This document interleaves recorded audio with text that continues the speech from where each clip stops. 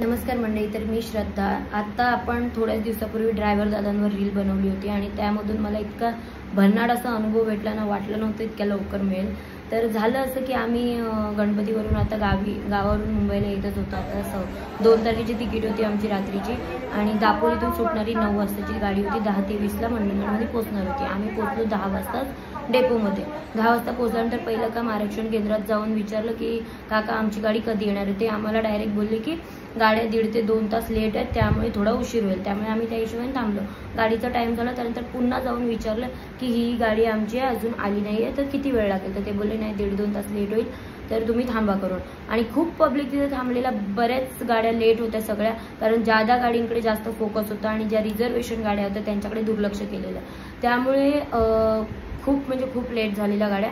तर आम्ही सगळं आपण बोलतो ना की चला सगळे मुंबईला जातात त्यामुळे गर्दी वगैरे असणार, तर असू शकतं।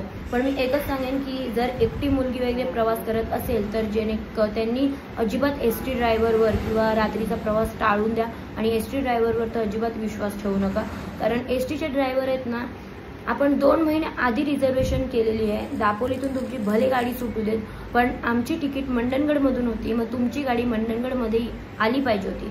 तर गाड्या लेट झाल्या असतील तर तुम्ही कॉल करून आम्हाला सांगायला पाहिजे होतं की तुमच्या या 2 तिकीट आहेत त्या आम्ही तिथे पिकअप करायला नाही येऊ शकत, खूप उशीर झालाय, त्यामुळे तर आम्ही समजू शकत होतो। पण आम्ही मंडणगड डेपोमध्ये बसून तुमच्या गाडीची वाट बघत बसलो 3 वाजेपर्यंत, आणि आम्ही 2 मुली आणि एक छोटा भाऊ।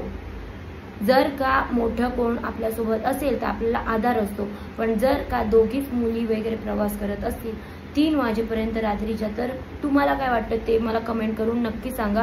कारण जो विश्वास ड्रायव्हरवर मी दाखवला की बाबा आपल्या इकडचेच आहे ड्रायव्हर, ते आपल्याला घेतल्याशिवाय तो मुंबईला जाणारच नाही, पण तो विश्वासघात मला खूपच लवकर मिळाला आणि खरंच खूप वाईट वाटलं की ज्या विश्वासाने आपण तिथे 3 वाजेपर्यंत थांबलो ते खरंच खूप चुकीचं होतं।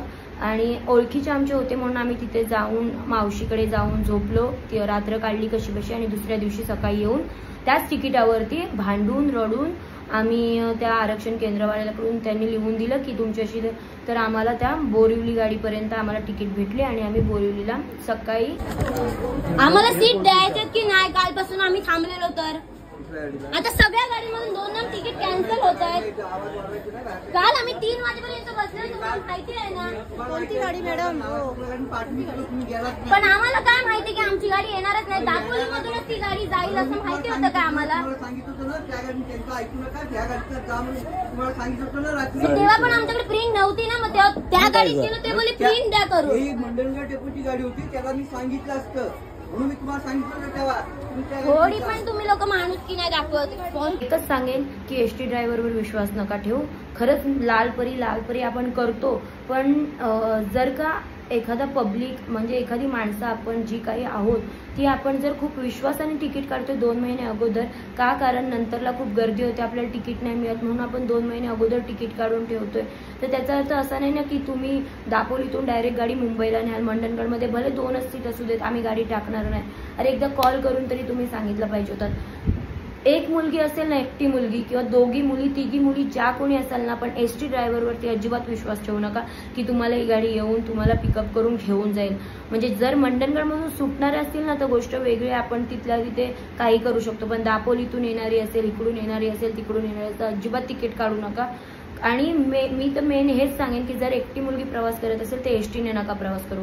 डायरेक्ट आपल्या लक्झरी गाड्या असतात, आपल्या प्रायव्हेट गाड्या, भले 4 पैसे एक्स्ट्रा जाऊ देत।